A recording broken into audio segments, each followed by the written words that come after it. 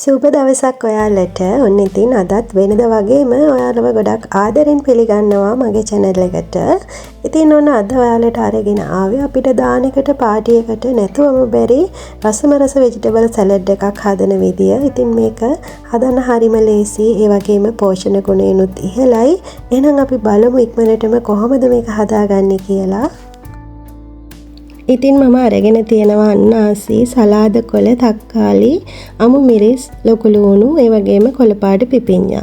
ඉතින් ඔයාලට මේ දේවල් ඔයාලට අවශ්‍ය ප්‍රමාණ වලින් අරගන්න පුළුවන්. දැන් මම මුලින්ම මේ විදියට අන්නාසි ගෙඩිය තමයි කපා ගන්නෙ. ඉතින් අන්නාසි අපි කොටු හැඩයට තමයි කපා ගන්න ඕනේ. ගොඩක්ම පොඩි කරගන්නත් එපා. සාමාන්‍යයෙන් තරමක් ලොකු කෑලි වලට තමයි මේක කපා ගන්න ඕනේ.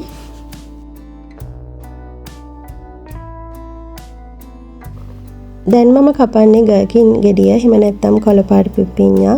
ඉතින් ඔයාලට මේ වගේ කොළපාට පිපිඤ්ඤා හොයාගන්න නැත්නම් ඔයාලට පුළුවන් මේ වෙනුවට සාමාන්‍යයෙන් අපි නිතරම කෑමට ගන්න පිපිඤ්ඤා එක උනත් මේකට එකතු කරගන්න.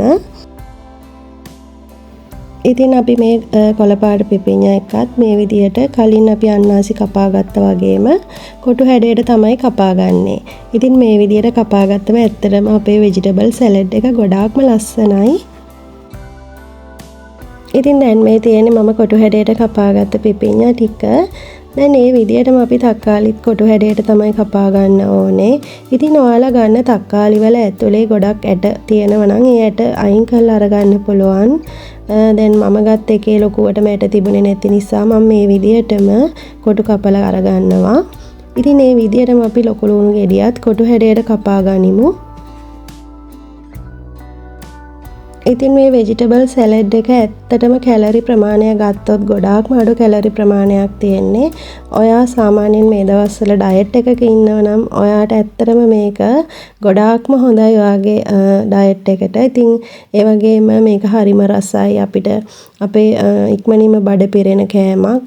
ඉතින් අපිට මේකේ විටමින් C තියෙනවා. ඒ වගේම විවිධ විටමින් වර්ග මේ එළවලු වල තියෙන නිසා හරිම පෝෂණීයයි.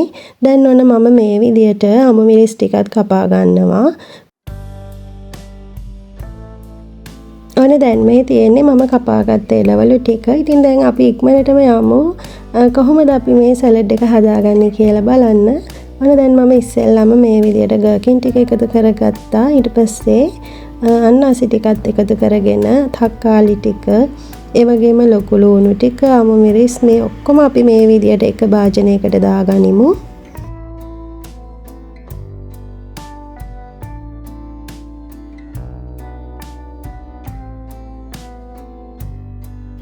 මම දැන් අපිට අවශ්‍ය ප්‍රමාණයට මේකට ලුණු එකතු කරගන්නවා. ඉතින් ඔයාගේ රසයේ ප්‍රමාණයට ඔයා මේකට ලුණු එකතු කරගන්න.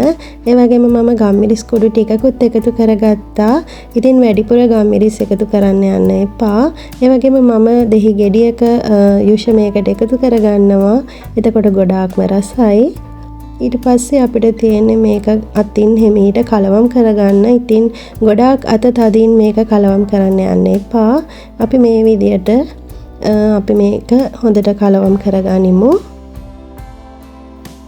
ඉතින් වැඩිපුර ගම්මිරිස් ලුණු එකතු කරන්න අවශ්‍ය වෙන්නේ නැහැ. මොකද අපිට මේ වගේ තියෙන ස්වභාවික රසය අපිට හොඳට දැනෙන්න අපි මේ දේවල් අඩුවෙන් පාවිච්චි කළාට කමක් නැහැ. ඉතින් ඔන්න දැන් මේ තියෙන්නේ මම හදාගත්ත රසම රස vegetable salad එක. ඉතින් මේ ලස්සන රසම රස vegetable salad එක ඔයාලත් අනිවාර්යෙන්ම හදලා බලන්න වෙලාවක ඔයාලගේ කෑම මේසය ලස්සන කරන්න, ඒ වගේම අපේ කෑම පිඟානේ රසය තවත් වැඩි කරන්න මේ vegetable salad එක ඇත්තටම ගොඩක් උදව් වෙනවා. ඉතින් එහෙනම් අදත් වීඩියෝ එකට ඔයාලා කැමති නම් like එකක්, comment එකක් දාන්න.